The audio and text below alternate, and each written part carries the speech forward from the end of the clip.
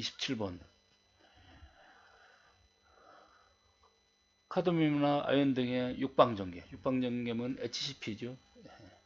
HCP의 변형 형태로 얘를 이렇게 압축을 하면 요 HCP가 특징이 변형이 잘 안 되는 거죠. 변형이 잘 안 되기 때문에, 그래서 변형이 안 된다. 결국은 그럼 미끄럼 현상이 잘 안 일어나거든요. 그러다 보니까 이 그림처럼 이거를 양쪽으로 압축을 하게 되면 이런 식으로 이렇게 변형이 일어납니다. 꺾이는 거죠. 그래서 이런 변형을 뭐라고 하는가? 그래서 이 변형을 보고 이제 킹크 그렇게 표현합니다. 킹크고, 그 다음에 그러다 보니까 이런 데서 이렇게 밴드가 생겨요. 여기하고 여기까지요. 요게 밴드거든요.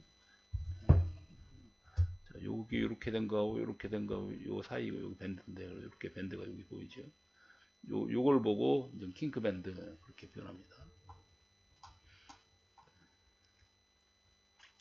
그 다음에 28번 강의 경화는 급냉 경화의 깊이를 나타낸다. 이것을 당금질성이라고 한다. 그래서 그로스만에 의하면 뭐를 가지고 경화 깊이를 나타낸다. 그래서 이거 경화 깊이를 나타낼 때 마텐자이트가 50% 정도 형성돼 있다 그러면 여기까지는 100%에서 50%까지는 여기 이제 경화가 됐다고 하는 거고요. 만약에 저는 50% 이하다. 50% 이하는 경화가 안 된 것이죠. 그래서 50%는 경화가 안 됐다. 그렇게 표현합니다. 그래서 기준이 50%입니다. 마텐자이트 50%. 그 다음에 29번. 강해 조민이 시험에서 당금질 특성 곡선 경화 깊이에 따라서 경도값으로 나타냈다. 그래서 이제 이때 이렇게 상한과 하한이 나타나는데요. 그래서 이렇게 상한 곡선과 하한 곡선으로 나타내는 곡선을 보고 하드밴드 또는 엣지밴드 또는 경화릉대 그렇게 표현합니다.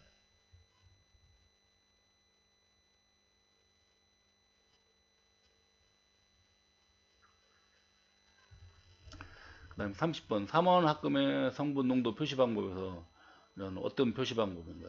지금 요거 같은 경우는 요 3중점을 여기에 이 조성이 따질 때 여기서 이렇게 수직으로 따지는 방법이 있는데 이 방법은 이제 기브스법에 해당됩니다. 그래서 이제 여기에 조성은 예를 들어서 A의 조성 같은 경우는 요 A' 조성 같은 경우는 PA 그죠? 이것이 A의 조성이고, 그다음 B의 조성은 이제 여기서부터 여기까지고, C의 조성은 여기서부터 여기까지입니다. 그다음에 예를 들어서 또 다른 방법이 또 하나가 있죠.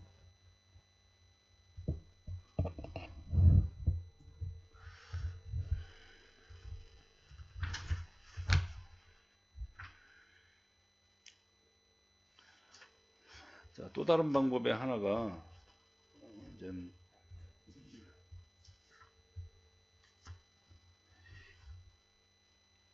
입체 상률법에서 루즈분법 있죠. 루즈분법 있습니다.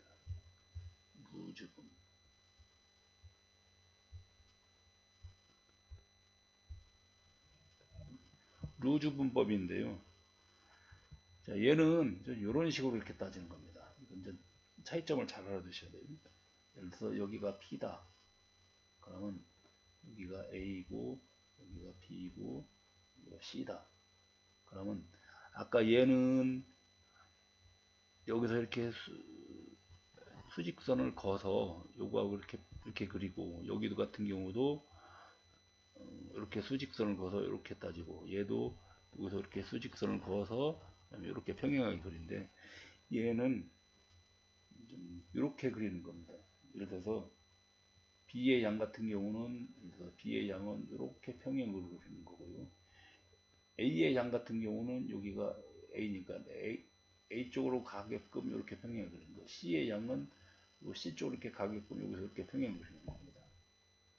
여기가 C의 양, 여기가 B의 양, 여기가 A의 양이 됐습니다. 그러면 그리는 방법이 틀리죠. 여기 얘는 수직으로 그리는 거고 얘는 수직이 아니라 이 변에 이렇게 평행하게 그리는 방법입니다. 그래서 이것이 루즈 분법입니다.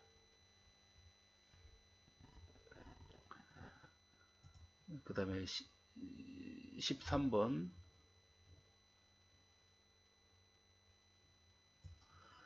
강을 담금질한 후 400도씨에서 뜨임하면 뜨임 트루스타이트가 생성된다. 이 조직은 부식이 가장 잘 일어난다. 이 조직은 보통 그래서 요거 보고 트루스타이트 또는 전 오스몬 다이트라고도 이렇게 표현합니다. 오스몬 다이트 또는 뭐 뜨임 트루스타이트 이렇게 표현합니다. 그 다음에 32번 상온에서 가공한 피아노선 등의 강의 탄성 한계, 즉 항복점을 높이기 위해서 250에서 370도로 가열한 작업, 요걸 보고 불링 그렇게 표현하죠. 불링.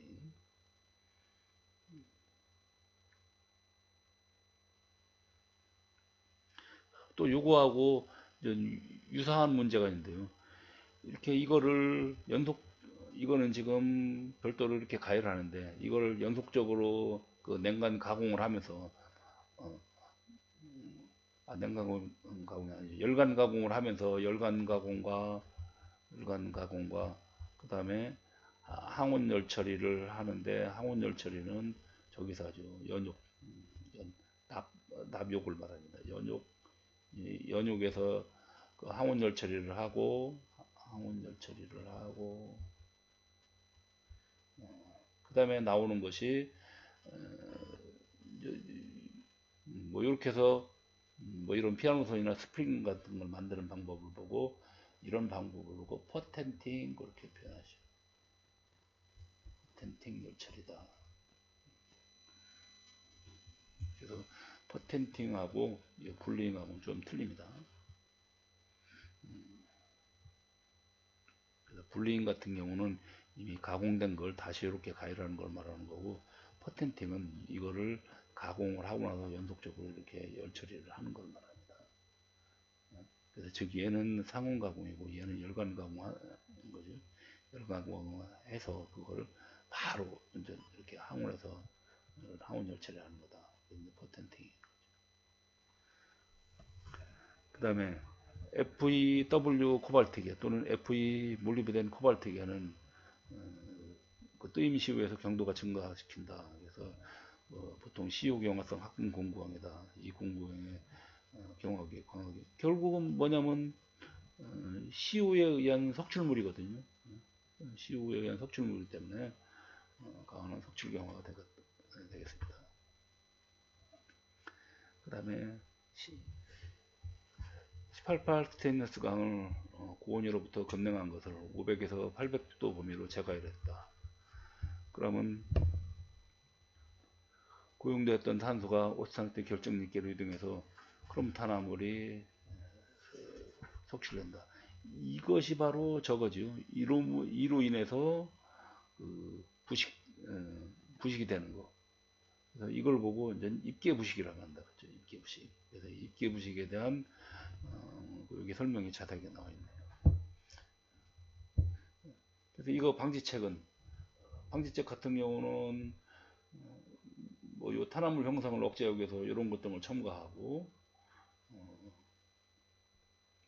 또 그다음에 안정화 열 처리를 하고 안정화 열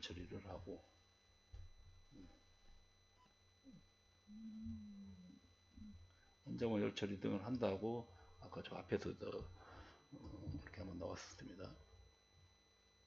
그 다음에 35번 니켈이 42에서 48% 이렇게 들어가 있다. 그러고서 Fe 니켈계 그 악금으로 열팽창 계수가 유리나 백금과 동일하다.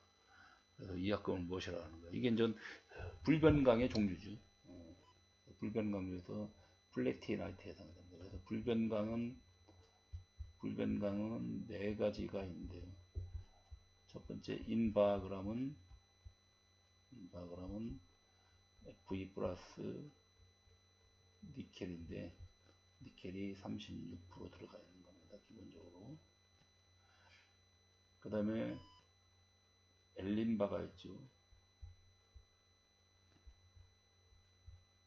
열린 바 그러면 Fe 플러스 니켈에다가, 그러니까 결국은 인바인 셈이죠. 인바에다가 플러스 크롬을 집어넣은 거고, 그 다음에 초인바 있습니다. 초인바 또는 뭐 코엘린바 그렇게 표현하는데, 얘는 Fe 플러스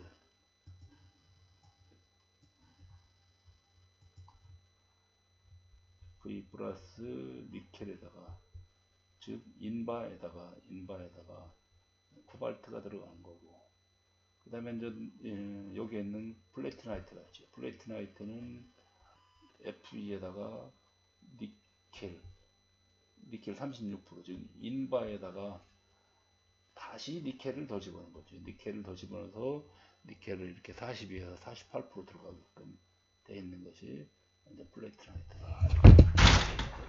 그럼 결국은 인바에서 시작되는 거죠. 모든 게. 제가 보기에는 책이 똑 떨어졌습니다.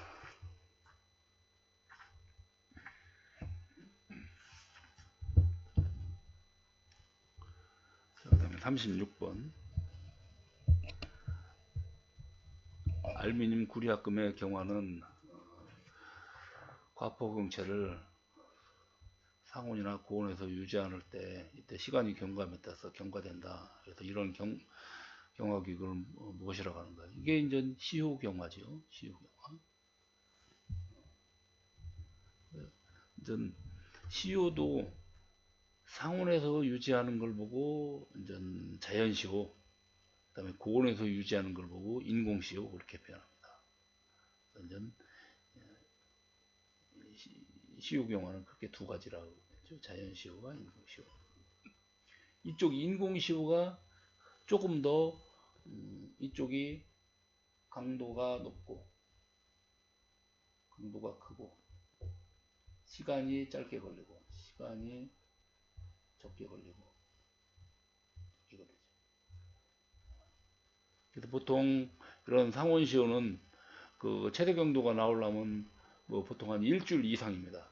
일주일에서 한 10일 정도인데, 고온시효 하면 한 100도 이상 가열하는 거거든요. 100도 이상 가열하면은 이렇게 고온시효 하면은 뭐 보통 한 몇 시간 단위로 보통 한 5시간에서 6시간 정도만 지나면 강도가 증가하기 시작합니다. 그래서 이제 시간이 적게 걸린다는 거죠. 자, 여기서 하나 또 잘 알아둬야 될 것이, 이렇게 과포경체를 형성시키는 방법이 있죠. 과포경체 형성법. 여기 과포경체를 형성시키는, 그럼 열처리는 무엇이냐 이죠.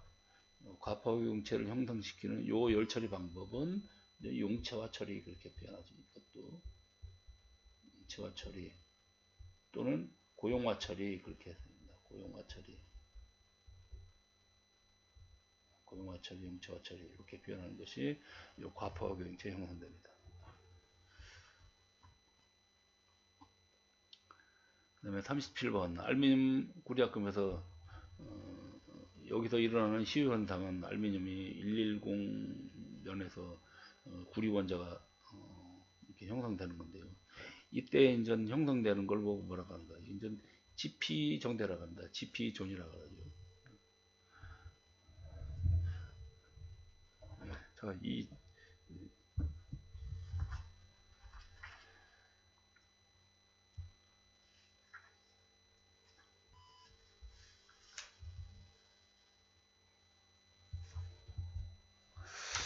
GP 존 같은 경우는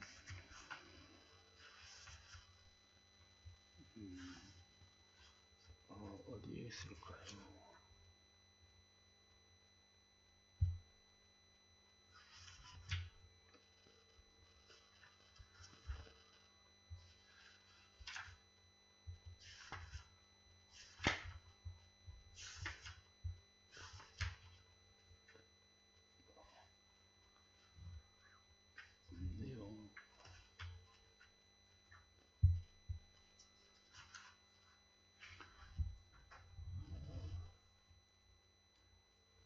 자, 이거 어떤 요거는 제가 다음번에 한번 별도로 한번 설명 다시 한번 드리기로 하고요.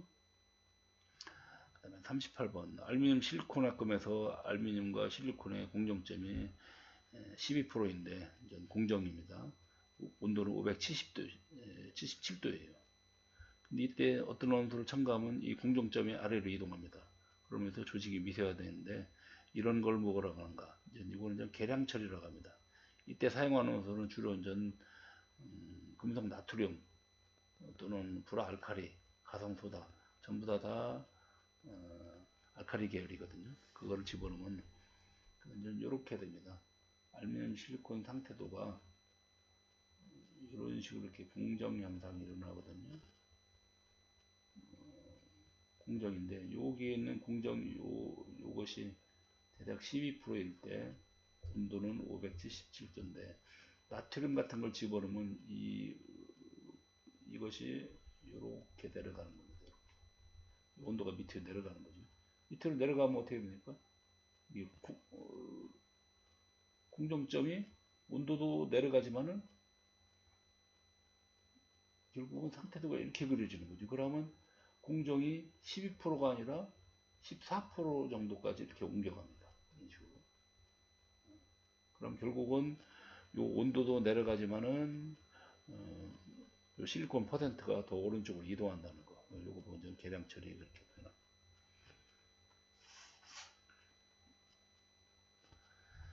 그 다음에 실루민 하면 알루미늄 실리콘 합금이거든요.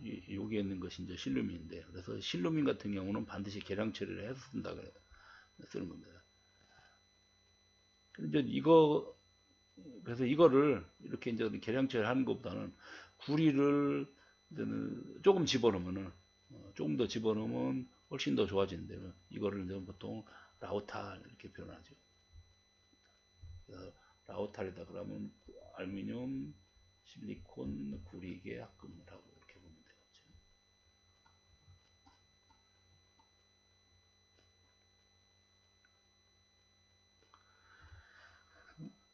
그 다음에 40번 주조용 알루미늄 합금에서는 주조용이기 때문에 열 처리가 안 되거든요.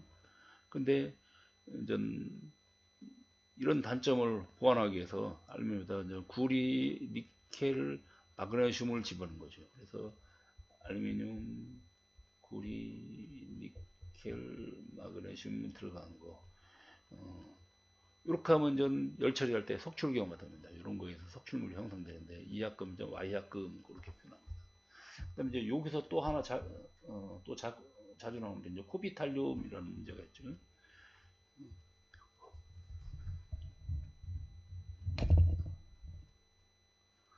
그래서 코비탈륨은 요 Y합금에다가 뭐 Y합금에다 베릴륨 같은 거 이렇게 조금씩 집어넣는 것이 요것이 이제 이렇게 더 들어간 거 요것이 이제 코비탈륨이 되겠습니다.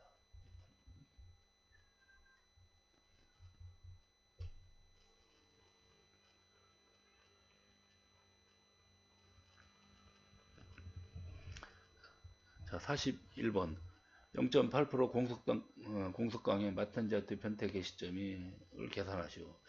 요거 변태 개시 ms 점 계산한 식인데 요 계산한 식은 이렇게 외워두셔야 됩니다. 이제 550을 기준으로 해서 빼기 마이너스 350을 하는데 그때 이제 탄소 퍼센트 이때 550이 어떤 기준이냐면 얘는 좀 코점입니다. 코. 이런 게 있을 때 요 코점이 여기가 이제 550을 말하는 거죠. 그래서 이때 이제 그리고 여기는 이제 MS점인데 이것이 이제 대략 이제 그 35, 그 350부터 이렇게 하는데 이때 탄소 퍼센트에 따라서 이것이 오르락내리락 합니다. 그 다음에 42번 수소를 함유한 환원성 분위기에서 구리가 가열하면 CU5로 이렇게 반응된다. 그래서 이런 면에서 갈라지는 현상. 이거 보고 이제 수소치성 또는 뭐 수소병 그렇게 표현합니다. 수소치성, 수소병. 그 다음에 43번 림드강 하면은 탈산을 안 한 강이거든요. 그러니까 요건 전 제강 과정에서 제강 후 제강 후 반드시 탈산을 하는데 제강 후 탈산을 하지 않은 겁니다. 탈산을 하지 않았다. 그러면 탈산을 하지 않았기 때문에 강 중에 산소가 많이 들어있거든요. 그러면 이 산소가 강 중에 산소가 철 중에 있는 탄소하고 반응하면서 이렇게 CO가 되면서 이것이 대기 중으로 빠져나오거든요. 그러면 여기가 이제 형틀이 있을 때 액체 금속을 이렇게 부으면 여기서 이런 이렇게 CO가 형성되면서 얘네들이 이렇게 올라가면서 용탕이 이렇게 회전이 되겠죠. 이런 식으로 이렇게 회전이 되는 작용을 보고 리밍 액션 작용이라고 합니다. 이거는 이제 림드강에서만 나오는 거죠.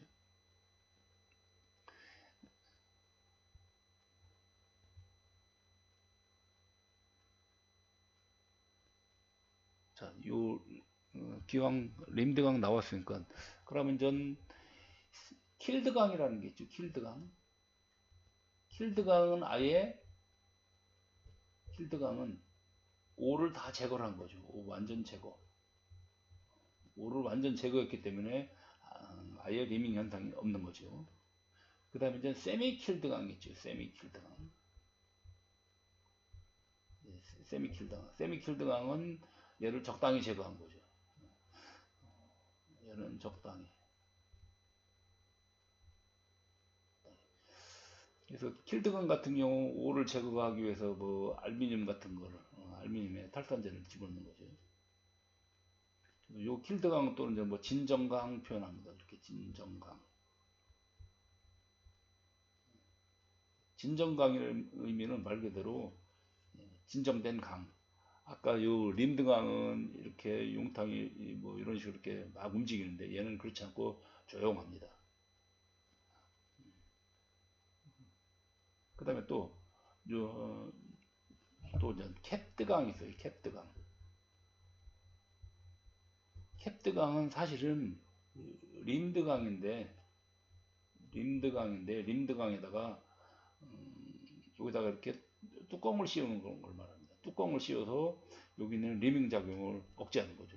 왜 그러냐면 뚜껑을 씌우면 이 부분이 딱 막히니까 어떻게 됩니까? CO2가 여기가 포화가 됐으니까 더 이상 CO2가 나오질 않죠. CO2가 나오질 않기 때문에 이런 작용이 없어지는 것이 이제 이런 캡드강이 되겠습니다.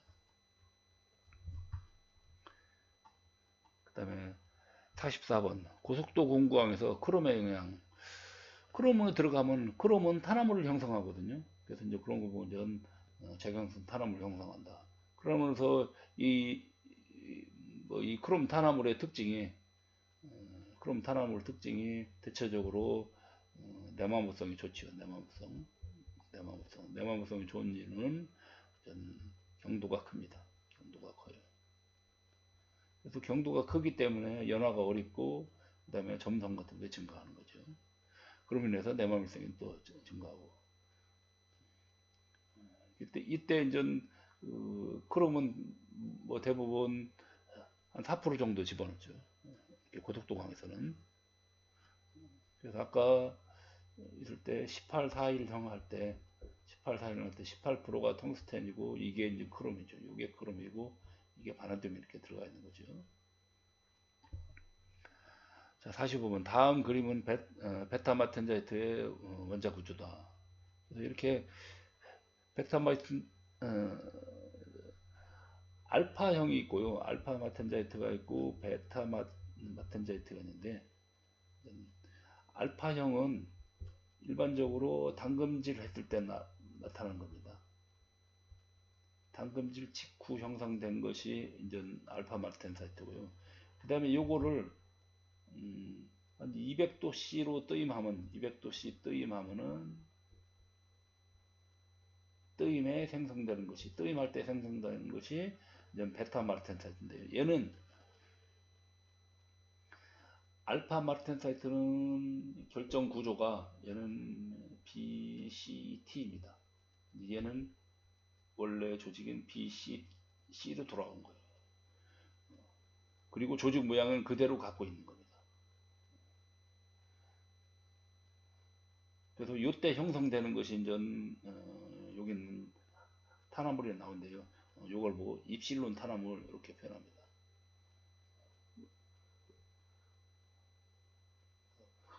그런 걸 보고 이렇게 이제 베타 마르텐사이트다 이렇게 표현하죠. 그러면 그래서 얘보다는 여기 있는 알파보다는 베타형이 조금 경도가 떨어집니다. 그래서 얘는 뭐 경도가 큰데 얘는 좀 경도가 좀 떨어지고 이렇게 되는 거죠. 그 대신 인성은 반대로 가겠죠.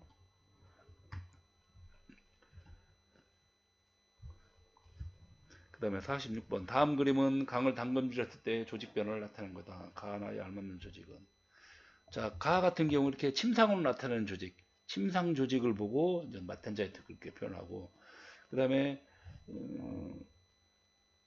이제 나머지가 있는 것이 결국은 오스테나이트죠. 그래서 여기 있는 오스테나이트가 이렇게 침상에 마텐자이트로 이렇게 쭉 변태가 되는 거죠. 그러다가 변태가 다 안 되고 뭐 남아 있는 거 보고 남아 있는 건 나중에 이제 잔류 오스테나이트 그렇게 표현하죠. 잔류 오스테나이트다. 어쨌든 요 기지 조직이 현재는 오스테나이트인데 이것이 당금질하면 이것이 전체가 다 이렇게 마텐자이트로 바뀌는 거죠. 그래서 반드시 마텐자이트는 침상 조직이라는 거, 침상 조직이다. 그래서 이렇게 침상 조직이 이렇게 하나 생겼다. 그 다음에 이렇게 생기고, 그 다음에 또 이렇게 생기고, 점점 이렇게 쭉 생기면서 그러면서 그 조직이 미세하게 나타나는 게 이것이 마텐자이트다. 자, 오늘은 여기까지 하겠습니다.